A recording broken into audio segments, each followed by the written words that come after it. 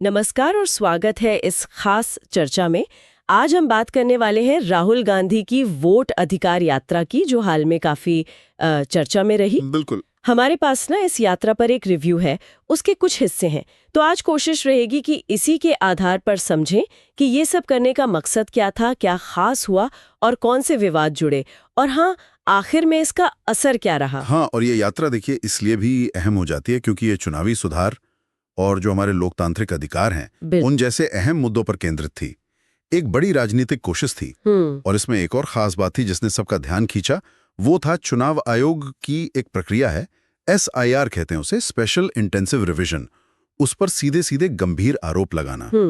इसने पूरे मामले को आप कह सकते हैं एक नया मोड़ दे दिया। अच्छा, तो पहले जरा यात्रा के बारे में ही जान लेते हैं। ये कब शुरू हुई, कहाँ तक गई, जानकारी क्या कहती है? हाँ, तो ये यात्रा जहां तक पता है 17 अगस्त 2025 को शुरू हुई बिहार से।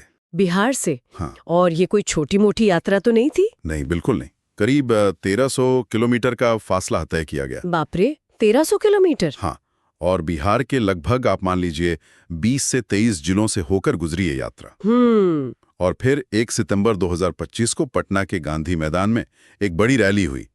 उसके साथ इसका समापन हुआ। और इसका मुख्य नारा वो लोकतंत्र बचाओ था, है ना? जी हाँ, बिल्कुल, लोकतंत्र बचाओ। और मुख्य फोकस जैसा रिव्यू में भी है वो था 1 पर्सन 1 वोट, यानी हर एक नागरिक का जो एक वोट का अधिकार है उसकी रक्षा करना। ठीक है, तो ये तो हुई यात्रा की रूपरेखा, लेकिन स्रोत इसके कुछ सकारात्मक पहलू भी बताते हैं। मतलब सिर्फ जमीनी प्रचार ही नहीं था ये। नहीं, देखिए, स्रोत इससे थोड़ा अलग नजरिए से देखते हैं। वो मानते हैं कि इसके पीछे एक बहुआयामी रणनीति थी। अच्छा। जैसे वोट की क्या ताकत है, इसको लेकर जागरूकता बढ़ाई जाए। दूसरा, ये एक मौका बना विपक्षी गठबंधन यानी महागठबंधन की एकता दिखाने का। अलग अलग पार्टियों के नेता एक साथ दिखे, एक मंच पर आए। और तीसरा, आपने वो चुनाव आयोग वाली बात कही थी। हाँ, तीसरा पहलू वही है। इसे चुनाव आयोग पर एक तरह का दबाव बनाने की कोशिश के तौर पर भी देखा गया, खासकर वो जो SIR प्रक्रिया है उसको लेकर। तो सिर्फ पदयात्रा नहीं, एक सोची समझी राजनीतिक चाल कह सकते हैं इसे, जिसके कई मकसद थे।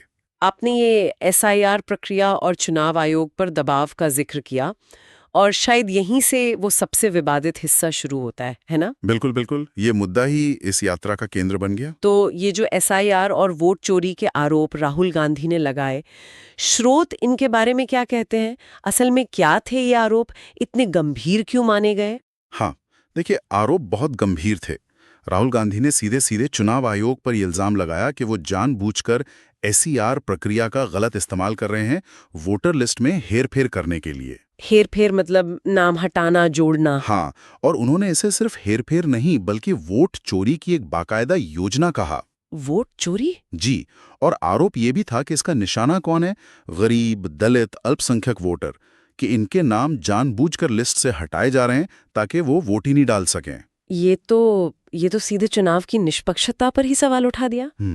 क्या उन्होंने कुछ उदाहरण भी दिए थे इसके समर्थन में, कोई राज्य वगैरह? हाँ, दिए थे। महाराष्ट्र का जिक्र किया, कर्नाटक का जिक्र किया कि वहां वोटर लिस्ट में गड़बड़ियां हुई हैं।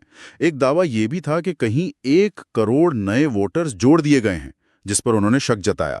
मतलब वो ये साबित करना चाह रहे थे कि ये कोई एकाध जगह की बात नहीं, ये एक पैटर्न है, एक तरीका है। लेकिन यहीं पर, जैसा अक्सर होता है, मामला थोड़ा पेचीदा हो गया होगा। स्रोत क्या कहते हैं आरोपों की पुष्टि को लेकर, सबूत? बिल्कुल सही पकड़ा आपने, यहीं पर मामला फंस गया। स्रोत बताते हैं कि ये जो इतने सनसनीखेज आरोप थे, इनको साबित करने में मुश्किल आई। कैसे? मतलब? हुआ ये कि जब चुनाव आयोग ने इन आरोपों को देखा तो उन्होंने कहा, ठीक है, आप हलफनामा दायर कीजिए, एफिडेविट दीजिए और अपने दावों के सबूत पेश कीजिए। ये एक स्टैंडर्ड तरीका होता है। और क्या हुआ फिर? लेकिन रिव्यू के मुताबिक वो कोई ठोस दस्तावेजी सबूत नहीं दे पाए। मतलब ऐसा कुछ जिससे ये साबित हो कि हाँ, वाकई बड़े पैमाने पर हेरफेर हुआ है या वोट चोरी की कोई योजना चल रही है। और यहीं से इन आरोपों की विश्वसनीयता पर सवाल उठने लगे। तो मतलब आरोप तो लगा दिए पर सबूत नहीं दे पाए, इसका क्या असर हुआ फिर? और देखिए, यहीं एक बड़ा सवाल खड़ा होता है ना। स्रोत भी इसी तरफ इशारा करते हैं कि आप लोकतंत्र के इतने अहम पिलर पर इतने गंभीर आरोप लगा रहे हैं और फिर जब सबूत मांगे जाएं तो आप दे न पाएं, तो इसका पॉलिटिक्स पर, पब्लिक के भरोसे पर क्या असर पड़ता है? हाँ, ये बात तो सोचने वाली है।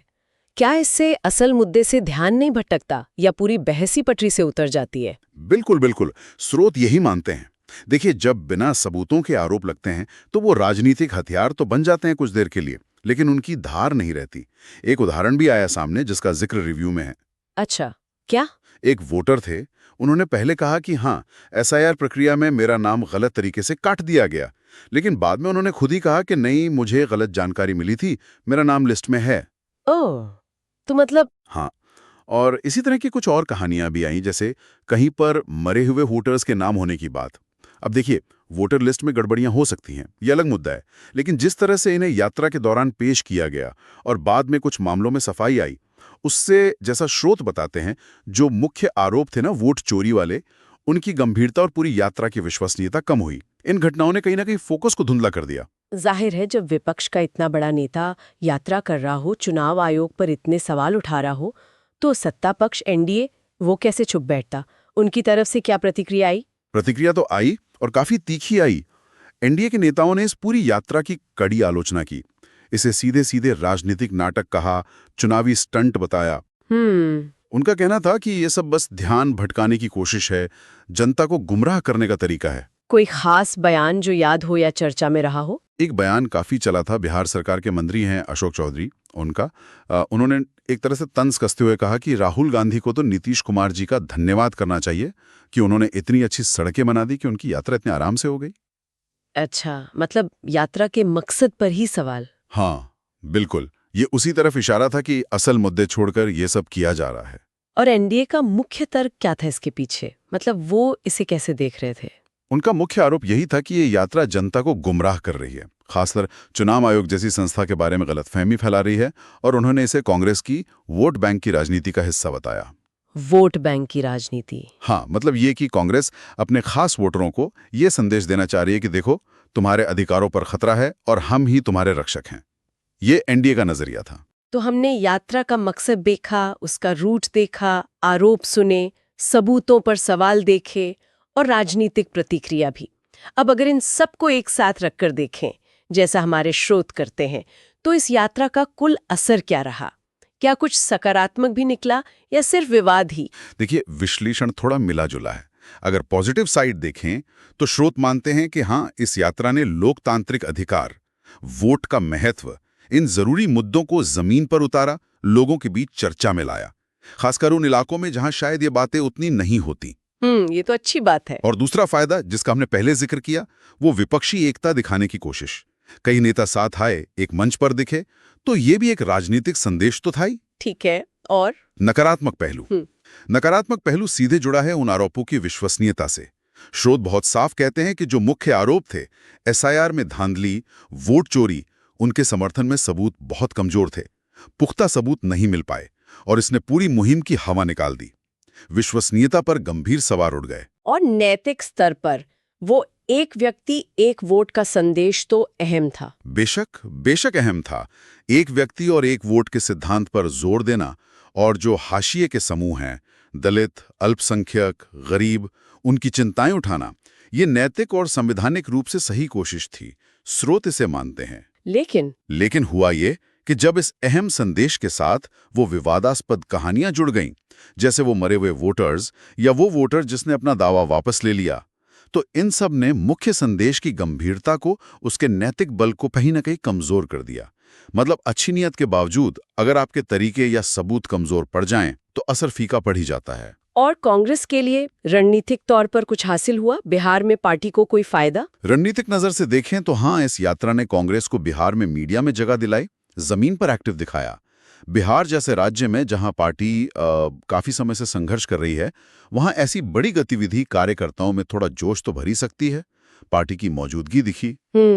लेकिन फिर वही बड़ा सवाल आता है, जिसका जिक्र स्रोत भी करते हैं और जिसका जवाब शायद आगे मिलेगा, कि ये जो हलचल हुई, जो भीड़ दिखी, क्या वो वाकई वोटों में बदलेगी? अच्छा, इस पर शक है। स्रोत इस पर थोड़ा संशय जताते हैं, क्योंकि राजनीतिक सक्रियता दिखना एक बात है और उसे चुनावी जीत में बदलना दूसरी, खासकर तब जब आपके सबसे बड़े दावों पर ही सवालिया निशान लग गए हों। तो कुल मिलाकर इसे कैसे समेटा जाए? ऐसा लग रहा है कि एक तरफ तो बड़े जरूरी मुद्दे उठाने की कोशिश थी और दूसरी तरफ कुछ ऐसे आरोप जिन पर सवाल उठ गए। हाँ, आप कुछ ऐसा समझ सकते हैं।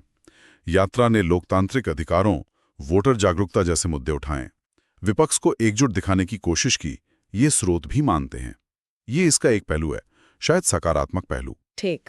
लेकिन जो इस यात्रा का सबसे कह सकते हैं विस्फोटक दावा था, जो सेंट्रल पॉइंट था कि एसआईआर के जरिए बड़े पैमाने पर गड़बड़ी हो रही है, वोट चोरी हो रही है, उसकी विश्वसनीयता वो साबित नहीं कर पाए। सबूतों की कमी एक बहुत बड़ी रुकावट बन गई। रखा जाएगा, ये बहुत कुछ इस पर निर्भर करेगा कि क्या कांग्रेस पार्टी आगे चलकर इन गंभीर आरोपों के पक्ष में कोई ठोस सबूत, जैसे कोई दस्तावेज, कोई डिजिटल एविडेंस, वोटर लिस्ट का कोई गहरा विश्लेषण, ऐसा कुछ सामने ला पाती है या नहीं। और अगर नहीं ला पाती, तो जैसा स्रोत इशारा कर रहे हैं, इसे शायद बस एक राजनीतिक पैंतरेबाजी, चुनाव से पहले माहौल बनाने की कोशिश, या एक ऐसी रणनीति जो कामयाब नहीं हुई, बस इसी तरह देखा जाएगा। ये तो वाकई एक उलझी हुई तस्वीर है। बिल्कुल। और ये पूरा मामला ना एक दिलचस्प और शायद ज्यादा बड़ा सवाल छोड़ जाता है हम सबके सोचने के लिए। क्या सवाल? सवाल ये कि अब हमें किसी राजनीतिक अभियान को, उसकी सफलता या असफलता को कैसे आंकें? क्या सिर्फ इस आधार पर कि उसने कितने गंभीर और जरूरी मुद्दे उठाए, या इस आधार पर भी कि उन मुद्दों, खासकर जो आरोप लगाए गए, उनके समर्थन में कितने पुख्ता सबूत दिए गए, तथ्यों की कितनी जांच की गई? भविष्य में ऐसे अभियानों की रणनीति और उनके मूल्यांकन के लिए इसके क्या मायने हो सकते हैं, ये सोचने वाली बात है। एक बहुत अहम सवाल, और इसी सवाल के साथ हम अपने श्रोताओं को छोड़ते हैं। इस गहरी पड़ताल में हमारे साथ रहने के लिए आपका बहुत बहुत धन्यवाद। धन्यवाद।